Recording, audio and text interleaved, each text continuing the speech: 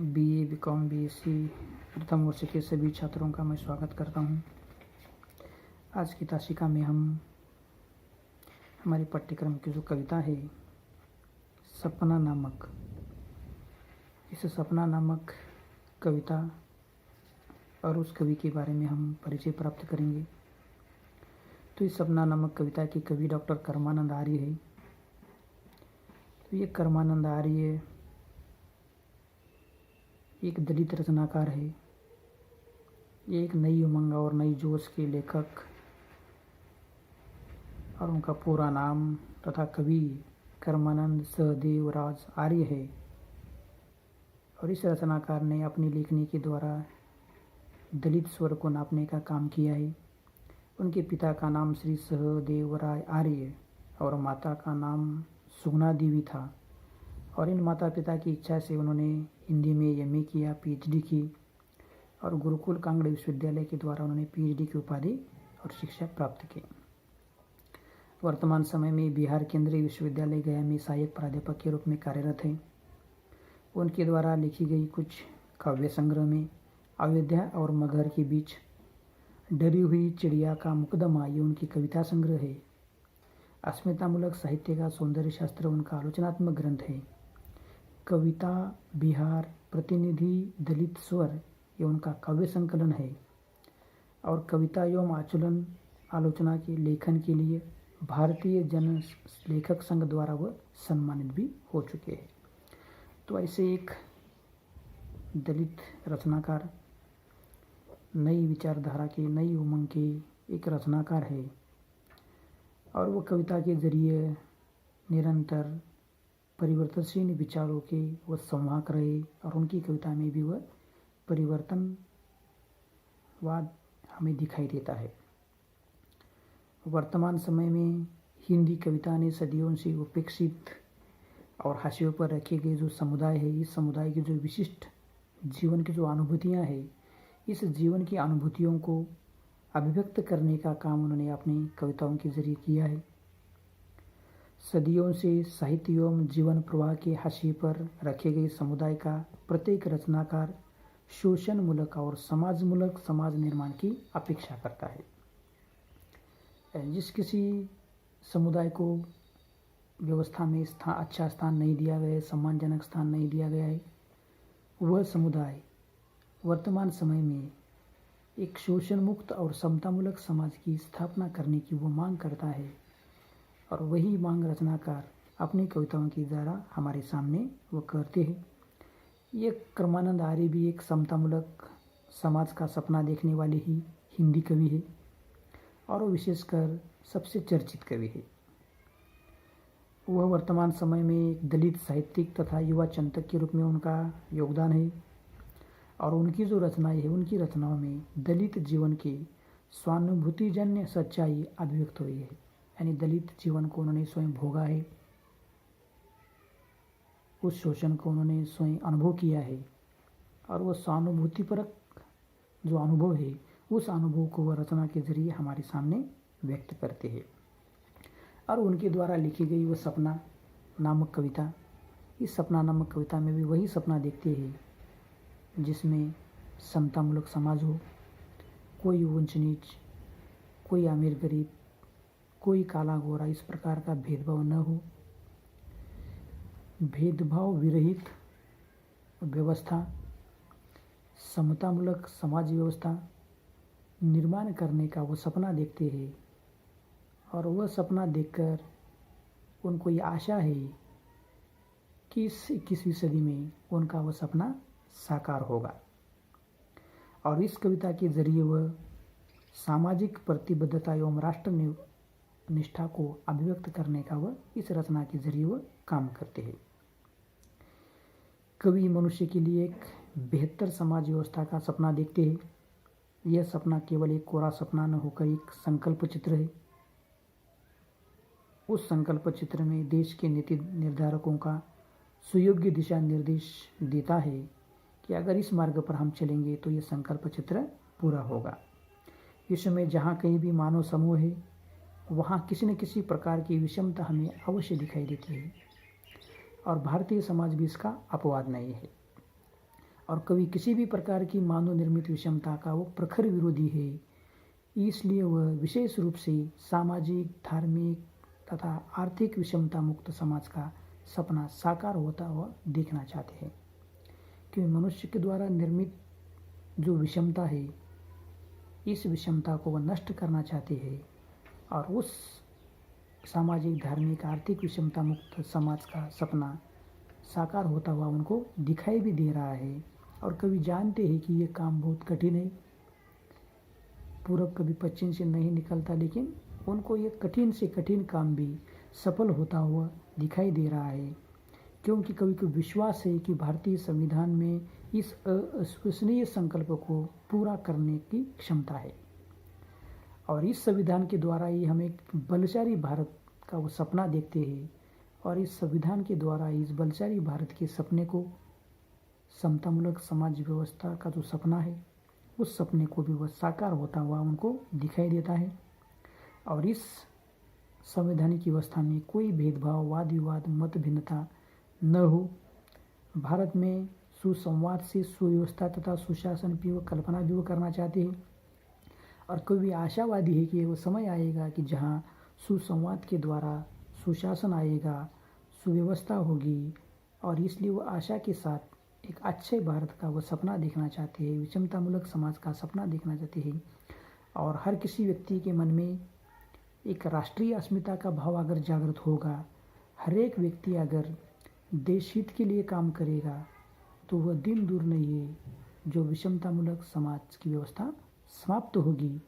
और ऐसे अगर हम राष्ट्रीय अस्मितामूलक भाव को लेकर हम आगे बढ़ेंगे, हृदय में ये सब भाव हमारी आएगा, तो सच्चे अर्थों में हमारा सपना पूरा होगा, रत्नाकर का सपना पूरा होगा और सही मायने में हम राष्ट्रवादी होंगे। और उनकी ये कविता भी राष्ट्रवादी विचारों की ही कविता है और समाज तथा राष्ट्रों के प्रति आत्मीयता से वो उत्प्रोत ये कविता वास्तव में अकेले कवि का सपना बनकर नहीं रहना चाहिए, बल्कि कवि के सकारात्मक दृष्टि का यह परिचय भी देती है और साथ ही साथ सार्वभौम, बलशाली, प्रबुद्ध भारत का निर्माण करने की वो प्रेरणा देती है कि इस प्रकार से व्यवहार के द्वारा अगर हम आगे बढ़ेंगे तो हमारा देश सार्वभौम, बलशाली, प्रबुद्ध भारत का निर्माण होगा। और इस मार्ग पर चलने की वो प्रेरणा देती है और प्रेरणा देने के बाद यह सपना हमारा पूरा होगा, यह संकल्प हमारा पूरा होगा और वह सपना उनको सच होता हुआ दिखाई देता है, वह संविधान के द्वारा। तो उनके द्वारा लिखी गई ये कविता डरी हुई चिड़िया का मुकदमा, इस काव्य संग्रह से ये कविता ली गई है। तो ये कविता किस प्रकार से वो सपना देखती है, किस प्रकार से आशावादी है, किस प्रकार से संकल्प लेकर आगे बढ़ती है और संविधान में किस प्रकार की वो ताकत है कि हमारे देश को एक प्रबुद्ध बनाया जा सके, तो वह सपना इस संविधान के द्वारा उनको साकार होता हुआ दिखाई देता है। तो इस कविता में वो कहते हैं कि सपना नामक मेरा एक सपना है, एक दिन हर एक घाटी ऊंची हो जाएगी, हर एक पहाड़ नीचा हो जाएगा, बेढंगे स्थान सपाट हो जाएंगे, टेढ़े मेढ़े रास्ते अख्तियार कर लेंगे सीधापन, मुझे आशा ही नहीं पूर्ण विश्वास है एक दिन सूरज पश्चिम से उगेगा। कि ये जो सपना कविता है उसमें व्यापक रूप में सामाजिक प्रतिबद्धता एवं राष्ट्र निष्ठा को अभिव्यक्त करने वाली ये कविता है। और कवि का सपना मनुष्य के लिए एक बेहतर समाज व्यवस्था निर्माण करने का है, जिस व्यवस्था में न विषमता हो, न जात पात, न हो भेदभाव हो, ये सब दीवारें टूट जाए, सब समान हो जाए, इस प्रकार की व्यवस्था का वो सपना देखते हैं। और उनको लगता है कि मेरा एक ऐसा सपना है कि एक दिन ऐसा आएगा कि लेखक की सच्चाई की आस पर बैठे हुए हैं कि एक दिन हमारे देश में ऐसा होगा कि यहाँ की हर घाटी ऊंची हो जाएगी, हर पहाड़ नीचा हो जाएगा। यानी जो मनुष्य के बीच एक घाटी के समान ऊंच नीच का जो अंतर है, वो ऊंच नीच का अंतर समाप्त हो जाएगा और हर एक घाटी ऊंची हो जाएगी, सब ऊंचे हो जाएगी, सबका स्थान समान होगा और हर एक पहाड़ नीचा हो जाएगा, जो पहाड़ है वो नीचा हो जाएगा। यानी अमीर गरीब का भेदभाव नहीं होगा, जात पात का भेदभाव नहीं होगा, पहाड़ नीचा हो जाएगा, घाटी ऊंची जाएगी, दोनों में कोई भी अंतर नहीं रहेगा, सब समान ही होगा। टेढ़े मेढ़े रास्ते हैं, अलग अलग टेढ़े मेढ़े रास्ते पर हम अलग अलग बात विचारधाराओं पर चलते हैं। एक दिन ऐसा होगा कि हम सब एक ही रास्ते पर चलेंगे, टेढ़े मेढ़े रास्ते फिर आखिर सीधापन लेंगे, सब सीधे मार्ग पर चलेंगे। मुझे आशा ही नहीं, विश्वास है कि एक दिन सूरज पश्चिम से उगेगा, क्योंकि ये सब दूरियां खत्म होगी, यह सब भेदभाव खत्म होगा, यह सब विषमता नष्ट होगी। ऊंचा छोटा होगा, छोटा बड़ा होगा, कोई छोटा बड़ा नहीं रहेगा, सब समान हो जाएगा। पर्वत और दरियों के बीच का जो खाइयाँ है, अंतर है, वह समाप्त हो जाएगा, दोनों ही समान हो जाएंगे। टेढ़े मेढ़े रास्ते पर चलने वाले लोग सीधे रास्ते पर चलेंगे, संविधान के द्वारा उस संविधान का ही अनुसरण करेंगे, उसी मार्ग पर चलेंगे। हिंदू, मुस्लिम, क्रिश्चियन, जैन, अलग अलग जो विचारधाराएं हैं, इस विचारधाराओं को छोड़कर अकेले संवैधानिक विचारधारा के आधार पर सब आगे बढ़ेंगे, तब मेरा वो सपना पूरा होगा, मेरा भारत देश बलशाली होगा। और मुझे पूर्ण विश्वास है कि यह मनुष्य के द्वारा निर्मित विषमता समाप्त होगी, सब समान होगी, सब भाईचारा होगा, सब बंधुभाव होगा, कोई ऊंच नीच, कोई काला गोरा, कोई अमीर गरीब, इस प्रकार का भेदभाव जातिगत, धर्मगत, वर्णगत, द्वेषगत नहीं होगा।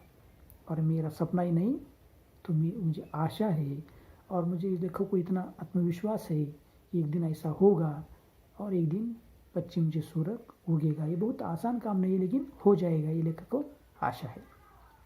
नए सुबह की आहट होगी, सृष्टि का क्रम पलट जाएगा और रोज सारी प्राचीन चुभने वाली परंपरा का अंत होगा, ऐसा भी उनको लगता है। उस रोज परंपराएं टूटेगी, निराशा के पर्वतों से उतरेगी बर्फ, कला और कोलाहल जेल जाएंगे, हर तरफ सिर्फ एक ही बात होगी, न्याय और बंधुता। और एक दिन ऐसा आएगा, सब समान होंगे।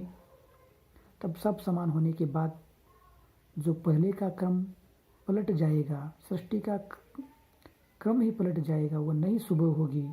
और नई सुबह होने के बाद जो हमारी प्राचीन सारी चुभने वाली परंपराएं हैं, उन सारी परंपराओं का अंत होगा। मन में सदियों से बैठी हुई निराशा के पर्वतों से बर्फ उतरेगी, पिघलेगी, वह निकलेगी समाज से बैर, आहट फैलने वाली अशांतता और अराजकता निर्माण करने वाली कलह और कोलाहल जेल जाएंगी। और उनके जेल चले जाने से फिर चारों तरफ एक ही बात होगी, वह न्याय और बंधुता की होगी, क्योंकि विषमता के बीज बोने वाले तो जेल में आराम कर रही होगी। क्योंकि ये सब पुरानी परंपराएं नष्ट होगी, जो निराशा का जो लोगों के मन में माहौल है, वो माहौल पिघल कर नष्ट हो जाएगा।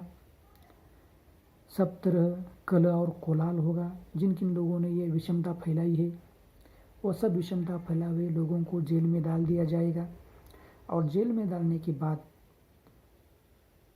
सब तरफ एक ही बात होगी, न्याय और बंधुता की बात होगी, और सब न्याय और बंधुता के मार्ग पर चलेंगे। पुरानी परंपराओं को छोड़ देंगे, पुरानी परंपराओं को नष्ट कर देंगे, और चारों तरफ न्याय और बंधुता की बात होगी, क्योंकि विषमता समाप्त होगी। और जब विषमता समाप्त होगी, तब न्याय और बंधुता की बातें होगी, चर्चा होगी। और ये मेरा सपना ही नहीं, विश्वास है कि एक दिन हो जाएगा। सदियों से घिसी पिटी परंपराएं नष्ट होती जाएगी।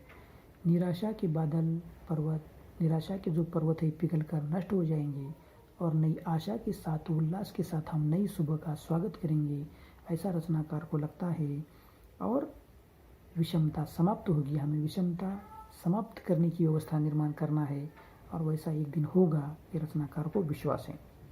आगे कहते हैं, समानता और संपत्ति पर सबका हक है, हम स्वतंत्र हैं, हमारी आज़ादी का सपना पूरा हो चुका है, हमारा देश महान है, इसकी परंपराएं अक्षुण्ण है। एक और गुजरात उठेगा, दूसरी तरफ महाराष्ट्र, नागालैंड और सिक्किम की तरफ से आएंगे लोग, गले मिलेंगे, ग्रीट करेंगे एक दूसरे को, हर शहर आज़ाद होगा, हर गांव जनगण मन। और कहते हैं, समानता और जो संपत्ति है उसका समान बंटवारा होगा, सब समान होगी, हम सब स्वतंत्र होगी। वैसी सुबह आएगी, वैसी सुबह का हम स्वागत करेंगे। समतामूलक समाज की व्यवस्था का निर्माण करने के बारे में हम सब पक्ष में खड़े होंगे, तब समानता और संपत्ति का समान अधिकार होगा, संपत्ति का समान बंटवारा किया जाएगा, समान अधिकार सबको मिलेंगे, और हमारी आज़ादी का सपना हमारा पूरा हो चुका होगा। भले ही हम आज़ाद हुए होंगे, लेकिन जो मानव द्वारा निर्मित विषमता है, इस विषमता से जब तक हम मुक्त नहीं होंगे तब तक हमें में मिली हुई आज़ादी कोई काम की नहीं है। ये भेदभावमूलक व्यवस्था, विषमतामूलक समाज जब तक है तब तक इस आज़ादी का कोई महत्व नहीं है। तो इन सब से हमें जब आज़ादी मिलेगी तब हमारा देश महान होगा। और इस देश महान की जो हमारी जो परंपराएं है, मूल्य है, नैतिकता है, जीवन दर्शन है, ये बहुत ही महान है। और इस महान नैतिक मूल्य, जीवन दर्शन, परंपराओं को लेकर हम आगे बढ़ेंगे। और आगे बढ़ने के बाद हम सब भारतवर्ष, सब भारतवासी प्रांत भेद, धर्म भेद, जात भेद, वर्ण भेद, ये सब भूलकर हम गले से गले मिलकर हम एक दूसरे को शुभेच्छा देंगे। कोई गुजरात से आएगा, कोई महाराष्ट्र से आएगा, कोई नागालैंड से, सिक्किम से, सब तरफ से लोग आएंगे और सब तरफ से लोग आकर एक दूसरे को गले मिलकर शुभेच्छा देंगे, अभिनंदन करेंगे। और हर शहर आज़ाद होगा, हर गांव में जनगण मन होगा। जनगण मन ये जो हमारी प्रार्थना है तभी वह सफल होगी जब समतामूलक समाज का निर्माण होगा, विषमतामूलक समाज नष्ट होगा, सब बराबर होगी, कोई विषमता नहीं होगी।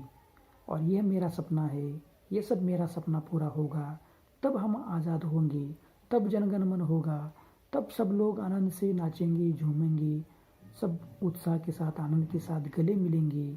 और तब एक ऐसी व्यवस्था होगी और उस व्यवस्था के द्वारा हमारा भारत देश प्रबुद्ध होगा, बलशाली होगा और महान बनेगा।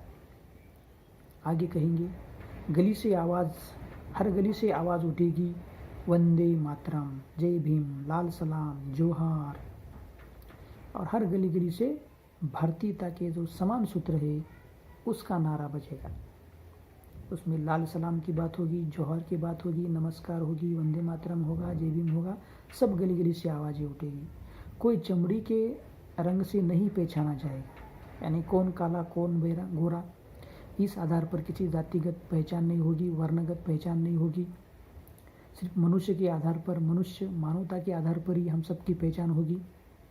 देशवासियों के आधार पर ही सिर्फ भारतवासी के रूप में हमारी पहचान होगी।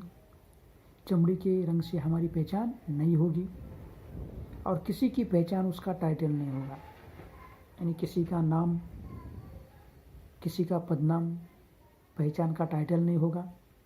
सबकी पहचान एक ही होगी, भारतीय। हम सब न्याय और बंधुता के मार्ग पर चलने वाले सब भाई। तो ये सिर्फ एक ही पहचान होगी भारतीयता की, कोई टाइटल के द्वारा कोई किसी की पहचान नहीं होगी। ऐसा मेरा सपना है। उस प्रकार की व्यवस्था हमें निर्माण करनी है और वो निर्माण व्यवस्था आएगी एक दिन, ऐसा रचनाकार को लगता है। और जब ऐसा होगा तब बुदिया बस्तर की लाल पहाड़ियों से लाएगा पलाश की फूल, गूंथेगा अलबामा की चोटी, छोटे छोटे लड़के हाथ थामकर संविधान को सैल्यूट करते दिखाई देंगे। मेरा एक सपना है, यमुना के घाटों पर बछड़ी फूरी मार रही होंगी, आज़ादी की खुशी के बीच एक दिन। और वो कहती है कि यह संविधान हमारी अस्मिता का, समानता का प्रतीक है, उनकी आन बान शान रखना बरकरार है। और इस प्रकार की जब व्यवस्था होगी तब जो बुदिया है, जो दौड़ में उन्होंने जो विक्रम प्राप्त किया है, वो बुदिया भागकर लाल पहाड़ियों की तरफ चला जाकर पलाश का फूल लाएगा और वह अलबामा की चोटी पर वह फूल गूंथेगा और अलबामा के ऊंचे शिखर पर लाकर गूंथेगा। इस ओर के पलाश उस ओर के चोटी पर शान से विराजमान होगी। यानी एक जगह निर्माण होने वाला पलाश का फूल दूसरी जगह ऊंची चोटी पर जाकर शान से विराजमान होगा। और वो ऐसा जब होगा तब छोटे छोटे और सब लड़के हाथ थामकर संविधान को सैल्यूट करते दिखाई देते होगी। और यही मेरा एक सपना है, क्योंकि इस संविधान के द्वारा ही यह सब संभव है। संविधान की आन बान शान को बरकरार रखना हम हमारा कर्तव्य नहीं, एक हमारा पुनीत कार्य भी है। और इस संविधान का सम्मान करना, उस मार्ग पर चलना, ये पुनीत का कार्य है, सम्मान का कार्य है। और सब भारतवासी संविधान का सम्मान करेंगे, उसको सैल्यूट करेंगे, संविधान के मार्ग पर चलेंगे। और संविधान के मार्ग पर चलने के बाद व्यवस्था होगी, हमारी पहचान भारतीयता की होगी, भारतीयता का समान सूत्र हमारी पहचान का होगा। जाति, धर्म, रंग, द्वेष इस आधार पर कोई हमारी पहचान नहीं होगी। और तब यमुना के घाटी पर बछड़े फुरी मार रहे होंगे, और तब लोग जो बच्चे हैं यमुना की घाटी पर बच्चे क्या कर रहे होंगे कि घाटी में जाकर आज़ादी का जश्न मनाए होंगे, आज़ादी का जश्न मनाएंगे, खुशी मनाएंगे एक दिन, ऐसा उनको लगता है। और जब तक संविधान का सम्मान करते हुए, संविधान के द्वारा न्याय और बंधुता के मार्ग पर चलकर हम समाज व्यवस्था का निर्माण नहीं करेंगे, मनुष्य के द्वारा निर्मित जो सामाजिक विषमता जब तक हम नष्ट नहीं करेंगे, और इस सामाजिक विषमता को नष्ट करने का साहस सिर्फ संविधान में है, संविधान के द्वारा ही हम सब कुछ कर सकते हैं। तो इसलिए हम इस संवैधानिक मार्ग पर हमें चलना है, संविधान का सम्मान करना है। और जब हम इस संविधान का सम्मान करेंगे, उसके मार्ग पर चलेंगे, तब अपने आप सब समान होगी, कोई ऊंचा नीचा नहीं होगा, क्योंकि संविधान यहाँ कोई ऊंच नीच की मान्यता नहीं देता, सबको एक सूत्र का समान एक सूत्र में बांधता है, एक धागे में बांधता है और समानता का अधिकारी बनाता है। और मेरा वो सपना है कि संविधान का जब हम पूर्ण रूप से पालन करेंगे, पूर्ण रूप से मानेंगे, उसका सम्मान करेंगे, उसी मार्ग पर चलेंगे, तब हमारा देश बलशाली होगा, प्रबुद्ध भारत होगा। और एक प्रबुद्ध और भारत को बलशाली अगर बनाना है तो संवैधानिक मार्ग पर हमें चलाना है, ये सब दूरियां हमें समाप्त करनी है, यह सब विषमता को हमें नष्ट करना है। और इन सब विषमताओं को नष्ट कर कर एक प्रबुद्ध भारत, बलशाली भारत बनाने की प्रेरणा भी इस रचनाकार कविता के द्वारा देते हैं। इस मार्ग पर हम चलेंगे तो हमारा भारत बलवान होगा।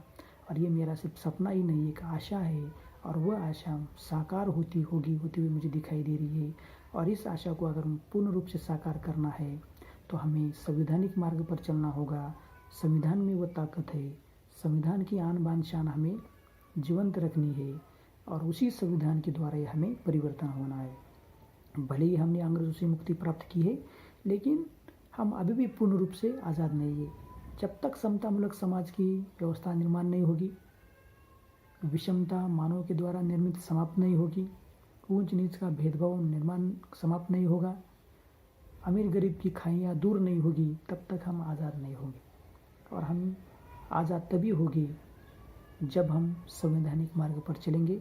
और संविधान में वो ताकत है कि वह संविधान हमें एक प्रबुद्ध भारत बनाने के साथ साथ समतामूलक समाज बनाने की भी प्रेरणा देता है। और यह प्रेरणा देने के लिए रचनाकार एक ऐसी व्यवस्था बननी चाहिए। ये उनका सपना तो है, लेकिन वह सपना साकार होता हुआ ही दिखाई देता है। भले ही देर होगा, लेकिन वह सपना साकार होगा, ऐसा डॉक्टर कर्मानंद आर्य जी को विश्वास है। और इस विश्वास के साथ वो कविता वो हमारे सामने लिखते हैं, और लिखकर हमें वो प्रेरणा देती है कि हमें राष्ट्र निर्माण में योगदान देना चाहिए। सच्ची राष्ट्रनिष्ठा अगर हमारे मन में है, राष्ट्रभक्ति हमारे मन में है, तब ये सब भेदभाव की जो बेड़ियाँ हैं वो टूट जाएगी, समाप्त होगी, और हमारा भारत बलशाली होगा। ये सब होगा, कठिन काम है लेकिन होगा, ऐसा रचनाकार का मानना है, उनका सपना है, उनकी आशा है। वो आप शायद एक दिन पूर्ण होगी, ऐसा भी उनको लगता है। और इस उत्साह के साथ, आशा के साथ रचनाकार अपनी कविता को यहाँ पूर्ण करते हैं। धन्यवाद।